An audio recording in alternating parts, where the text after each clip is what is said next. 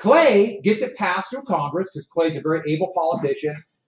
And he thought, in fact, this cartoon is awesome. It's going to silence Jackson. Look what Clay's doing to Jackson in this cartoon. Sewing his mouth shut. Oh my God. And look at that needle. That's like a knife. Yeah. That is a gruesome cartoon. Symptoms of a locked jaw. Jackson vetoed it.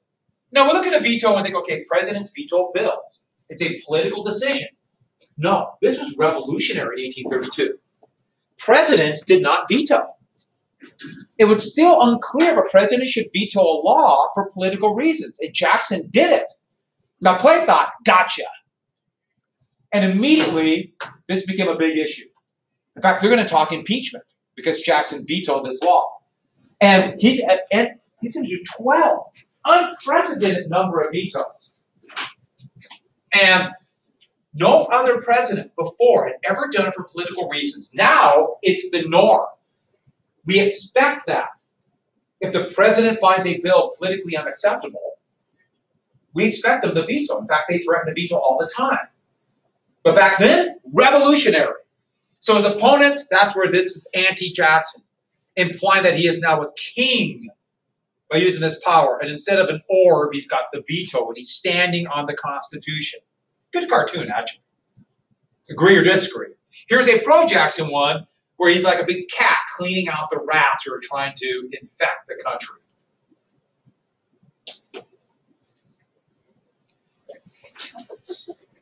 But back to this. Jackson vetoes it. Didn't work. For Clay's point of view, Jackson won huge. And once he got that, he said, the people vote for me, destroy the bank. Let's get rid of the bank now. It was a big victory for Jackson. In fact, Clay, humiliated, will not try to run for president again until 1844. Clay really wanted to be president. So what Jackson did is, he pulled government receipts, and that's the order to pull the receipts out. He put government revenues. Revenues are money collected from taxes. They took the money and he put it in state banks that opponents called pet banks. This was unprecedented. He's setting up what's going to eventually be called the independent treasury, at least he's thinking, but he doesn't really have a plan now. Money starts going in there, but they don't know what to do with the money. This is Jackson, this proclamation, the edifice of the bank is destroyed because of it. And there's Biddle. A little Beelzebub. That would be a very bad name. Don't do that. You're setting up your urchin for... Unless you want to... No, don't do it. Don't do it. No. Yes. What were the pet banks? Pet banks were the state banks where independent state banks were banks in the various states. He put government revenues in. More than anything else, just to hold it so they could figure out something better, but it didn't work at all. Because once everybody realized the Bank of the United States was pretty much dead, it was like a free-for-all. And all these local banks just started making crazy loans, even banks that weren't getting money from U.S. government revenues. It was like, all of a sudden, it's like you have no direction, no rule. It'll be like you guys when I'm gone. Just go crazy. I know you won't. They call them wildcat banks because there were no controls. And they started making all these risky loans. Now, you think risky loans, they might not get their money back. But risky loans, they can charge more interest. And think about banks, especially before the 1980s. Banks got their money, capital for a bank, it's money, from people putting savings accounts in. They put money into savings, and that's why banks have to give interest for that, because you have to encourage people to put savings in. It doesn't happen as much anymore, and that's why savings accounts have such low interest rates. But back then, they did. And the thing is, they loan that money right away. That's how banks make money. They loan money, they get that little piece of paper saying basically they're going to pay back the loan, they get the interest back, and that's value, that's assets. They don't keep the money from their savings accounts. It goes out because they assume the people who have accounts won't all come at once to pull their money out. But here, it looked like we're all getting rich. And so they started loaning money they didn't even have and borrowing it from other banks, which is very risky, which is what they do now. And they started speculating. People were taking these loans out and speculating. This one you have to write down, speculation. What were they speculating? Mostly land. There was a big real estate boom, and land prices exploded. Also railroads. You know, railroads are brand new, and they thought, wow, this wonder technology. Every time there's a new technology or a new improvement in technology, almost every time, I'm sorry, there's going to be a speculative boom. We call this a bubble.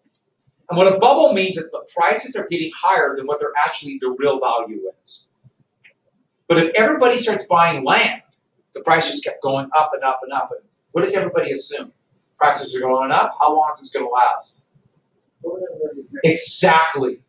Every single time they think a bubble will go on forever. It's mind-boggling. Every time to this moment. In fact, a year and a half ago, people were talking about Western North Dakota. That bubble's going to go on forever. No, they always crash. What happened in North Dakota? It crashed hard. That was the oil bubble. They always crash. And every time they always think it'll go on forever. Well, that's what's happening here. So banks are making loans like mad. This actually really bothers Jackson. Because as he sees it, oh God, we have debt on top of debt on top of debt. And this was a Whig cartoon, though, making fun of Jackson and his programs. It's one of the most famous cartoons in history. And boy, they were intricate in their cartoons back then, weren't they? And just a brief explanation on some of the things. This is the bank, and that's supposed to be Biddle. And his flock of chicks are like this new up-and-coming economy that he's watching over as the U.S. Bank. See, it says U.S. Bank on it. But it's a farmyard, and someone let the jackass in, and that's what it said. And it's Andrew Jackson kicking around, crushing it by his policies. And he's trying to stop him, but Martin Van Buren, Jackson's vice president, is the wily fox coming to kill that. This beaver, that's Britain, because they invest, yeah, no. It's really unclear who the dogs are. This is William Henry Harrison. Some people look like a paper. Looks kind of like this one. I know. And the Globe is the London Globe newspaper. Yeah, just, does that explain it? And Democrats, so you're going to see all these cartoons of Jackson as a jackass. All for the next 10 years. And Democrats, at first were like, we don't want to be called that. But then finally they kind of owned that. All right. They owned the insult and turned it around. And said, stable, hard-working, like a donkey. So Democrats, where the donkey represents this, comes from that cartoon. Makes sense. Yeah. Right after the Civil War, Thomas Nast, same guy who drew Santa Claus that we know of, he was trying to show the Republican Party in the 1866 election, pushing through the forces for more, to preserve the Union after the war. So they're riding an elephant. That's where it comes from. And Yankee Doodle, Yankee was an insult, a major insult. And Americans turned that around to be, especially Northeasterners. So I think that's funny. I love that face. Now we throw him that evil grin. And what we're coming to is called Jacksonian economics. And it's Jackson's economic idea based upon this idea of democracy. And this is what we have to get. To Jackson, in this point of view, economics and democracy are one and the same. They go hand in hand. You can't separate your leaders and the political decisions they make from how people make a living. And of course, those who want to get really big and don't mess with competition, they want to separate it. This fight's going to go on for a long time. It really depends on your political point of view. But this cartoon is even better than that one. Here's Nick Biddle and Jackson fighting. And that's supposed to represent the Eastern elite. Good, a lot of money, so she's heavier because she eats a lot, right? Port is a drink of the very wealthy. There's Daniel Webster and Henry Clay, prominent Whigs, supporting Biddle. There's Martin Van Buren, a fictional Major Lazenby or something like that, but They threw him for all these things. It was actually kind of weird. And then the frontiersman drinking whiskey like a good frontiersman. And we know he's a frontiersman who stands up for democracy, turned Jackson on because he's wearing a cat on his head. Because as we all know, cats and cheese represent democracy.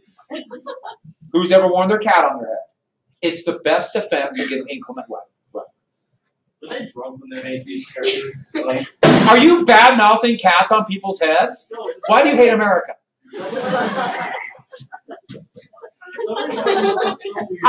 There are a bunch of these, of woodsmen with cats on their head. And I've read a couple different things why, but I just think it's awesome that, my hair's all messed up. No Cat. house cat. You've never worn a cat on your head? No house cat would ever put up that. My cat would probably scalp me alive. Yeah, because they dig their claws and they don't come off. Thank you. Isn't that awesome? I love that. So we could have croissant, cheese, and cat on your head then. Who's with me? Would that violate the hat rule? Because it's a cat. Oh my God. It's not a pet, it's a hat. See? I'm just blowing your mind. Do we go in this circular argument forever? Pretty soon. Okay, that fear of capitalism, what we talked about, they feared the wage system. Now, they weren't totally opposed to it. They had a very complex idea.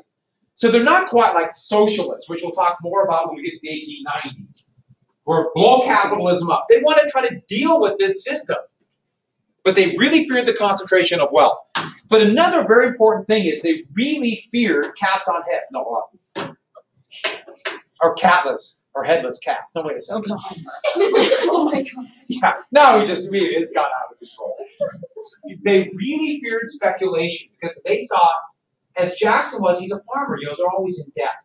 And so he feared speculation because that kind of uncontrolled banking will lead to debt. And we thought the best way to control that was hard money. What is hard money? Specie, gold coin. Get rid of currency, you control the debt issue. In the next century through today, we call it credit controls. I know. But it just means controls on banks, so make sure they don't make so many risky loans and things such as that, which actually are incredibly effective if done right. They can also be really bad, like everything else in this world. And they're not laissez-faire. They believe there has to be some kind of government control of that whole economy to scale thing. At the end of the century, they'll call it antitrust. And antitrust means breaking up monopolies. So making sure that no company gets too big to use their size as a competitive advantage.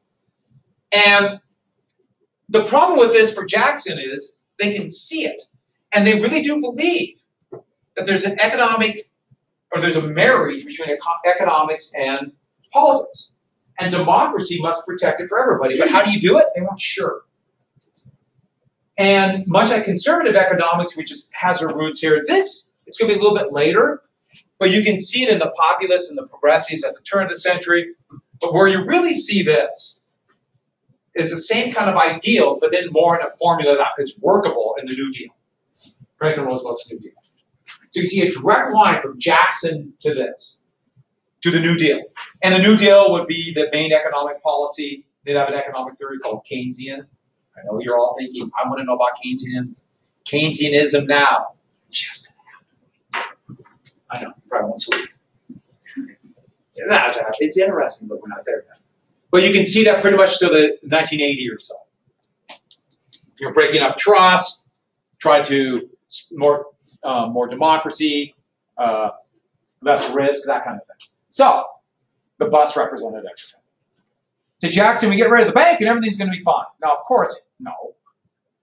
But that's what, it's something to focus on. So, Biddle responded to Jackson's policy, this new Jacksonian idea, by forcing the bank to throw up gold coins.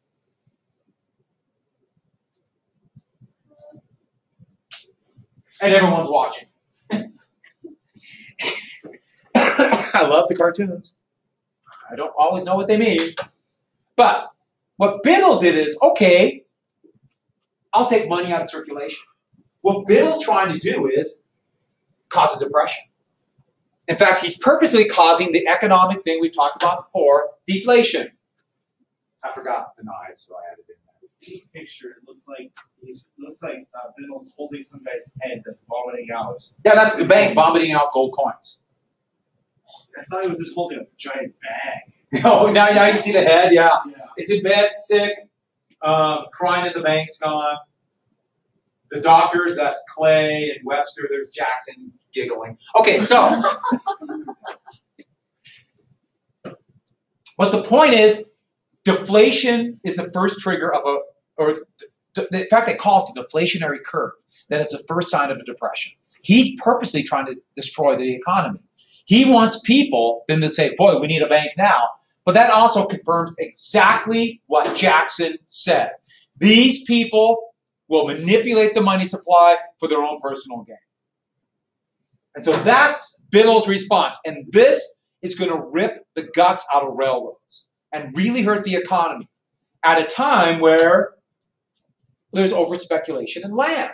And so Jackson responds to the over-speculation of land, which is called the specie circular. And this is supposed to be somebody going to Illinois to get cheap land, and they starved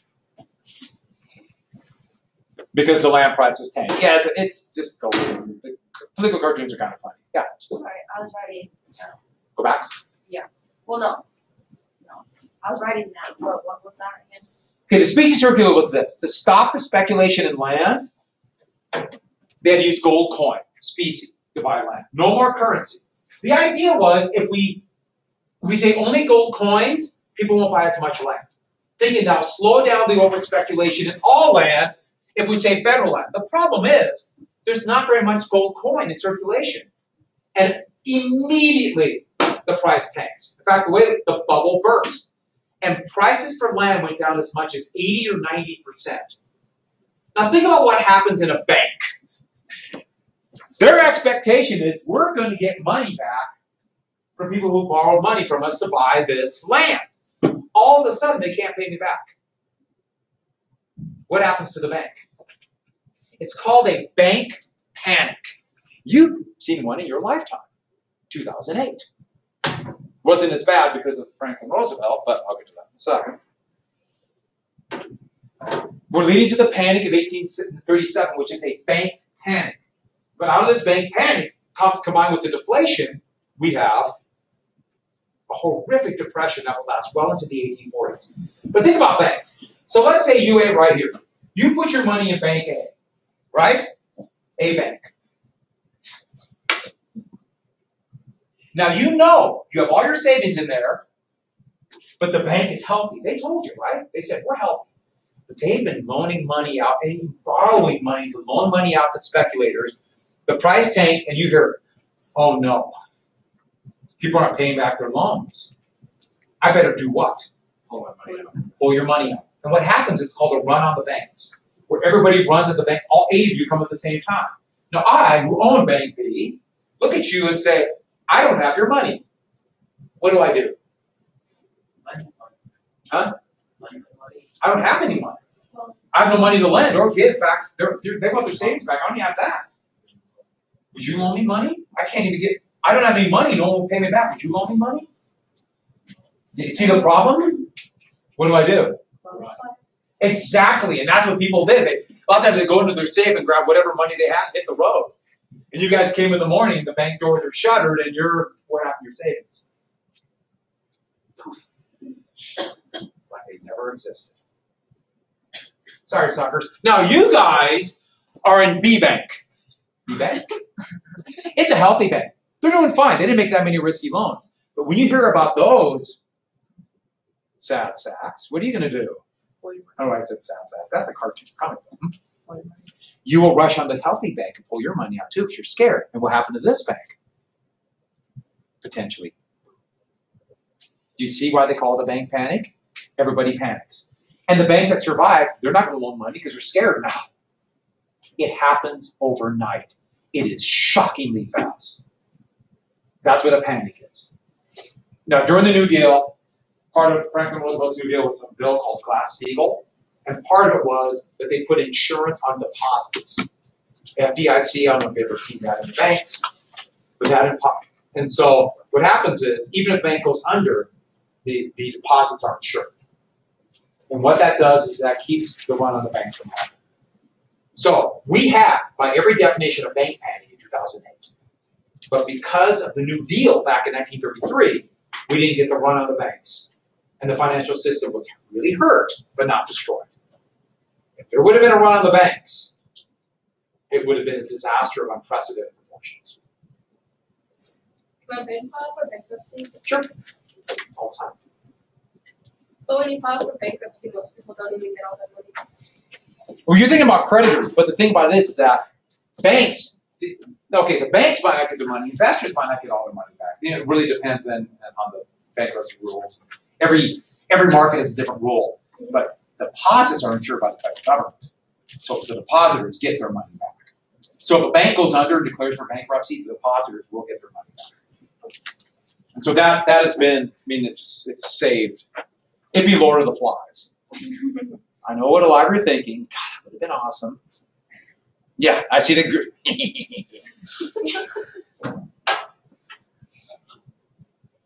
Yeah, you're hurt. You wouldn't have made it. Sorry. So, the panic. And the panic was speculation and efforts, and these Specie Circular and Biddle, probably more than any other person, but Jackson's response was bad too. This is an anti-Jackson cartoon showing these people are losing their home. They're coming to foreclose it. They're blaming the Specie Circular, saying specie clause. Like that cat on the head. If he had a cat on his head, he'd probably be fine. That should be a law. Then we have the bank panic and what's called the credit freeze. You lived through a quarter of your life, there's been a credit freeze. And what a credit freeze is, banks are scared to loan money. The banks that survive, they're looking at people going, thinking they might not pay back. So when Jared said the bank take a loan, other banks are like, no, you're a deadbeat. So I'm not going to give you money. And so nobody loans money. By the way, in good times, they forget everything in life. We're all going to get rich. It happens every time. It's not happening right now. But the wave will start. I don't know what it's going to be in. Real estate is a big one. That's what the last one was in. But technology in the end of the 1990s and that bust. God, isn't it exciting to know what's going to next destroy our economy? Anybody want to bet? Because the whole thing's a big bet. Why not? So, and then the Depression. The thing was, this is 1837. There's a new president. And what happens a lot of the time is, okay, Jackson didn't cause it, didn't necessarily help this, but his successor, Martin Van Buren, didn't cause it either. But what happens every time? Presidents either get too much credit for good times and too much blame for bad times. And so this is really bad timing for the new president. Oh, I like that cartoon. That's him fighting the many-headed monster, the bank. There's Jackson. But for some reason, I love that. That just makes him even more creepy to me. More creepy than a monster in space, a guy with a top hat. All right. I'm not going to draw the cartoons. They're pretty funny. Yeah, they're definitely But 1835. Well, I mean, there's a lot of bad water, too. The first ever president.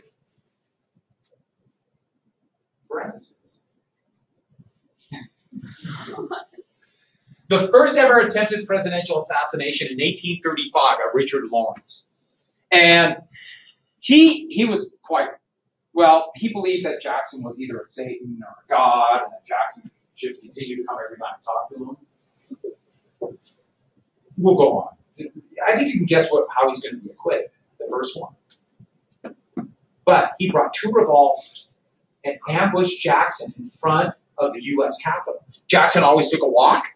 Now, the idea of assassination made no sense. He always just went out and took a walk. Nobody would have done that. Lawrence jumped out and from about this far away, just jumped out like a one-hop jump. Click. The hammer went down, nothing. Now these are pistols. If I said revolver, they're pistols, pre-revolver. Muzzle-loaded pistols. There was kind of a commotion. He got free, grabbed his other one. Click. Afterwards, they found out, in fact, both guns were in perfect shape. They should have fired. They were loaded correctly. They didn't fire. Minor interruptions. When Jackson, after the initial shock, Jackson started coming at him, grabbed the guy and started beating him nearly to death with his cane. And he was in his early 70s. And you know what? Yeah, he would have killed him if they wouldn't have pulled him off. I love this one. You know, the gun, Jackson, ah! Which makes perfect sense. And then, hi. He would be acquitted. Lawrence would. The first one in a federal case for reasons of insanity. And he's crazy. And that's why they didn't make a big deal about it. They didn't put a guard with the president, because it was an aberration. After Lincoln was assassinated, they thought that was an aberration of the Civil War. After Garfield was assassinated, then maybe we better get some kind of federal guard. And then after McKinley was assassinated by an anarchist, maybe we better actually start paying attention. So in 1836, Martin Van Buren would be elected president. He was Jackson's vice president. Old Kinderhook came from a very humble background like Jackson with almost nothing. Kinderhook's a little tiny county in upstate New York. Wily politician, very intelligent. I'm not saying he's great in everything he did, but he's underrated because of that panic. He's the 8th president. Eight. The Whigs ran 3 candidates, hoping to split the electoral vote and get into the House of Representatives. Does that make sense? Remember in 1824 and went to the House? They tried that again, it failed. Van Buren won, not as big a victory as Jackson, but he won. South Carolina said to both of them, basically, go to hell. We're going to pick somebody who hates democracy and likes slavery. South Carolina. That's all we got to say. And old Kinderhook. And then immediately the panic hits, right? Poor Martin Van Buren. And this presidency, let's put it, oh, I like this ballot. Here's the ballot. I show you this again with the electors, like we have today. I just think that's really cool. And he's holding the pig, going the whole hog. Now, if you're going to be president, first off, that's the look you should go for. Secondly, you don't want depressions named after you. Get it? Van Buren? Get it? The independent treasury would replace the Bank of the U.S., and that was seen as kind of a victory. It was a receipts would go in, they would issue currency, but it wasn't a bank. And some version of this would last till 1913.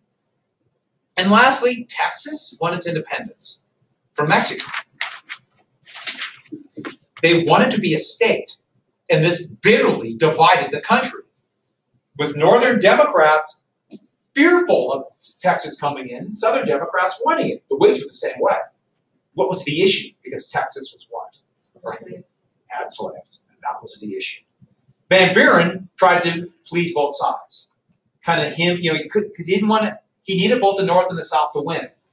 By pleasing both sides, who did he please? Yeah, no, everybody was angry.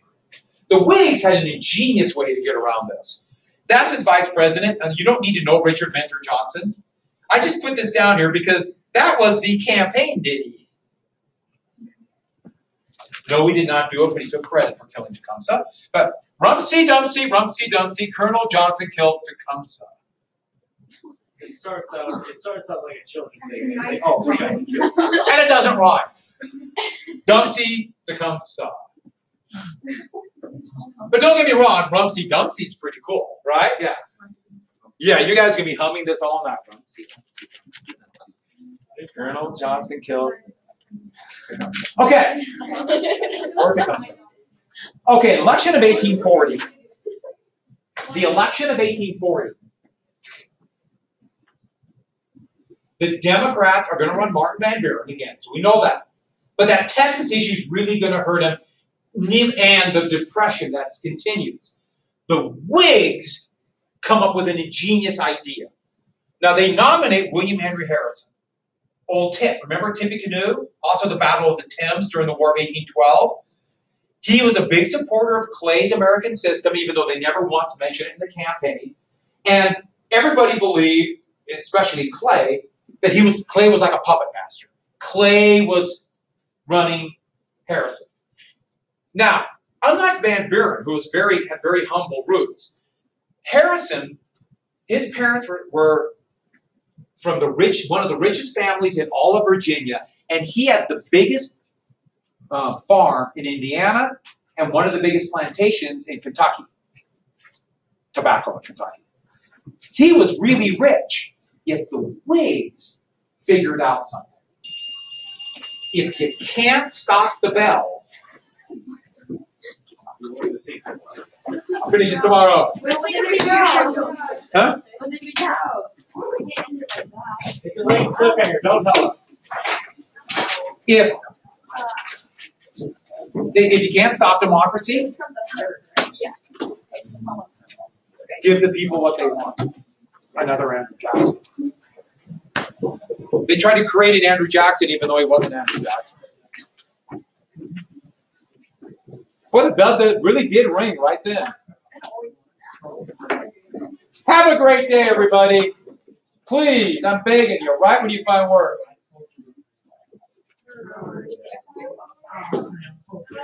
Yeah. You three are in cahoots together with parentheses and I got them at the bracket. Those are so hard. Like it is. I mean, it's videotaping. Great. Oh, Thank you, Joe. Yeah. I enjoyed that immensely. 7:30. I'll be here. I mean, it could be worse. Why'd you give me some?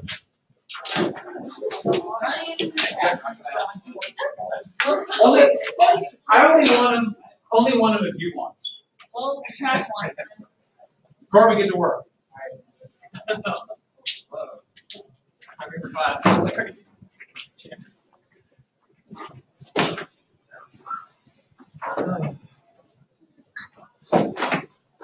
Did you see the cookbooks in the library? Oh, I know. There's a bunch of them. Yeah. I had this 50s cookbook. We did that one year. We